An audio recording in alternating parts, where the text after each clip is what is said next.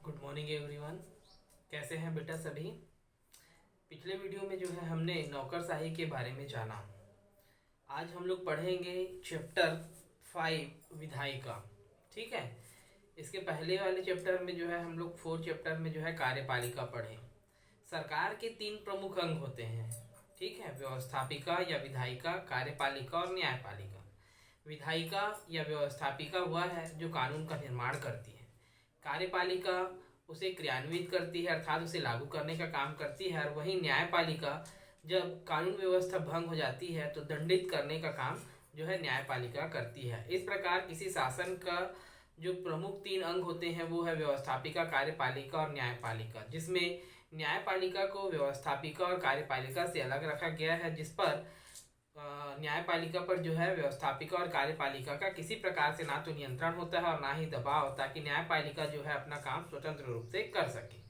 ठीक है, चलिए देखते हैं विधायिका। विधायिका क्या है, कैसे काम करती है, उसके बारे में हम जानेंगे। सरकार के तीनों अंग।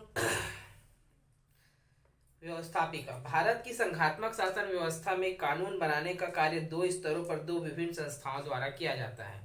ठीक है, जो विधायिका है वह 2 स्तरों पर अपना काम करती है, एक केंद्रीय स्तर पर और दूसरा राज्य स्तरीय पर। संपूर्ण देश के लिए केंद्रीय व्यवस्थापिका संसद तथा संघ के प्रत्येक राज्य के लिए संबंधित राज्य की व्यवस्थापिकाएं विधानमंडल या कानून बनाने का काम करती हैं।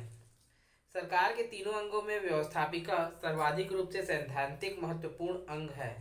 ठीक है, अगर हम देखें तो जो व्यवस्थापिका है तीनों अंगों में सर्वाधिक महत्वपूर्ण अंग है, क्योंकि व्यवस्थापिका ही कानून का निर्माण करती है, जिसके आधार पर कार्यपालिका शासन करती है और न्यायपालिका न्याय प्रदान करती है। अब एक डाउट हो सकता है कि हमने जब कार्यपालिका पढ़ रहे थे तो हमने जो है प्रधानमंत्री या मुख्यमंत्री मंत्रिपरिषद को जो है हमने प्रमुख कार्यपालिका कहा है, लेकिन यहाँ पर विधायिका जो है संपूर्ण संसद के अंदर जो है विधायिका जो है क्या करती है, कानून बनाती है। कार्यपालिका ही विधायिका के नेतृत्व में जो है कानून बनाती है। हमने क्या पढ़ा है कि जो कार्यपालिका होती है वो अपने समस्त कार्यों के लिए किसके प्रति उत्तरदायी होती है, व्यवस्थापिका या विधायिका के प्रति। अर्थात विधायिका ही सर्वाधिक महत्वपूर्ण कार्यों को संपादित करती है। क्योंकि व्यवस्थापिका जो है अपने समस्त कार्यों के लिए जवाबदेह होती है और विधायिका जो है कार्यपालिका पर नियंत्रण बनाकर रखती है, इसलिए विधायिका को जो है सर्वाधिक महत्वपूर्ण अंग माना गया है। इस प्रकार व्यवस्थापिका ही कार्यपालिका और न्यायपालिका को अपने क्षेत्र में काम करने के लिए आधार प्रदान करती है। इतना ही नहीं, व्यवस्थापिका ही कुछ सीमा तक कार्यपालिका पर प्रत्यक्ष रूप से नियंत्रण रखने के साथ साथ संविधान संशोधन का महत्वपूर्ण कार्य ही भी करती है, क्योंकि कार्यपालिका में मंत्रिपरिषद और प्रधानमंत्री या मुख्यमंत्री और मंत्रिपरिषद सम्मिलित होते हैं, परंतु उनकी संख्या अधिक नहीं होती है और कानून में संशोधन संबंधी कार्य होते हैं वो बहुमत के आधार पर होते हैं। तो जो व्यवस्थापिका है वे संविधान संशोधन के कार्यों में जो है महत्वपूर्ण भूमिका का निर्वहन करती है।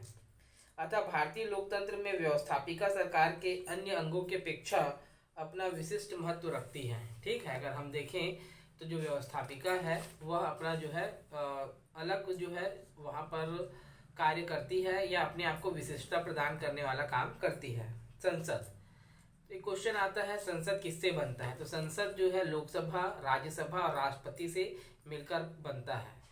राष्ट्रपति जो होते हैं वो संसद का एक अभिन्न अंग होते हैं, तीनों को मिलने से ही जो है संसद का निर्माण होता है। वैसे राज्य स्तर पर अगर हम विधानमंडल की बात करते हैं तो विधानमंडल में क्या क्या हो जाएगा, विधानसभा, विधान परिषद और राज्यपाल। लेकिन हमारे यहाँ क्या है, बहुत से राज्यों में विधान परिषदें अभी तक नहीं बन पाई है, तो ऐसे राज्य जहाँ पर विधान परिषदें नहीं है वहाँ पर विधानसभा का निर्माण जो है विधानमंडल और राज्यपाल के सम्मिलित रूप में होता है। ठीक है, चलिए देखते हैं संसद। भारत की केंद्रीय व्यवस्थापिका को जो है संसद कहते हैं, अर्थात जो संपूर्ण देश के लिए कानून निर्माण संबंधी कार्य करती है वो है संसद। यह देश में सर्वोच्च स्तर पर कानून बनाने वाली संस्था है। भारत में ब्रिटेन के भांति संसदीय लोकतंत्र को अपनाया गया है। मैंने पहले संसदात्मक शासन प्रणाली समझा दिया है कि कैसे वास्तविक शासन और कानूनी शासक जो है दोनों अलग अलग होते हैं। भारतीय संविधान के अनुच्छेद 79 में कहा गया है कि संघ के लिए एक संसद होगी जो राष्ट्रपति और दोनों सदनों से मिलकर बनेगी। ठीक है, लोकसभा और राज्यसभा तथा राष्ट्रपति के मिलने से जो है संसद का निर्माण होगा। इस प्रकार विश्व के अन्य संघीय शासन व्यवस्था वाले राष्ट्रों की भांति भारत में भी द्विसदनात्मक व्यवस्थापिका की स्थापना की गई है। आगे हम पढ़ेंगे द्विसदनात्मक व्यवस्थापिका के क्या लाभ हैं, कि क्यों दो सदनों की स्थापना की गई है, क्यों आवश्यक है। ठीक है। संसद का गठन, तो पहला है राष्ट्रपति। यद्यपि राष्ट्रपति संसद के किसी भी सदन का अंग नहीं होते हैं या सदस्य नहीं होते हैं, परंतु संसद द्वारा पारित कोई भी विधेयक कानून का रूप तभी प्राप्त कर सकता है जब राष्ट्रपति जो है अपनी स्वीकृति हस्ताक्षर के माध्यम से प्रदान ना कर दे, क्योंकि जो भी कानून या बिल पास होते हैं उस कानून को जो है वास्तविक रूप में या मूर्त रूप में जो है परिणति पहुंचाने का काम जो है राष्ट्रपति अपने हस्ताक्षर के माध्यम से करते हैं। राज्यसभा, राज्यसभा संसद का उच्च सदन है। ठीक है, क्या है ये? उच्च सदन है, अर्थात द्वितीय सदन है, जिसके सदस्यों का निर्वाचन एकल संक्रमणीय अनुपातिक प्रतिनिधित्व प्रणाली होते हैं, जिनमें 12 सदस्यों को जो है राष्ट्रपति जो है मनोनीत करता है, जो विभिन्न क्षेत्रों में ख्याति प्राप्त व्यक्ति होते हैं। ठीक है। तीसरा है लोकसभा। लोकसभा संसद का लोकप्रिय सदन कहते हैं। क्यों लोकप्रिय सदन कहते हैं? क्योंकि लोकसभा के सभी सदस्य जो है जनता द्वारा प्रत्यक्ष रूप से चुने जाते हैं। केवल 2 सदस्य जो है राष्ट्रपति जो है आंग्ल जिनकी संख्या कम है ना, एंग्लो इंडियन जिन्हें कहते हैं, उनसे 2 लोगों को जो है मनोनीत करते हैं, ताकि उस वर्ग को भी जो है देश में प्रतिनिधित्व मिल सके। बाकी सभी सदस्य जो है क्या होते हैं? जनता द्वारा प्रत्यक्ष रूप से चुने जाते हैं, इसलिए इसे लोकप्रिय सदन के नाम से भी जानते हैं, निम्न सदन भी कहते हैं, और ये प्रथम सदन होता है। इस प्रकार राष्ट्रपति, राज्यसभा, लोकसभा का संयुक्त नाम संसद है। ठीक है बेटा, तो ये थी विधायिका। अगले वीडियो में हम जानेंगे व्यवस्थापिका के कार्य तथा भूमिका। कोई भी डाउट होगा जरूर पूछेंगे। Thank you.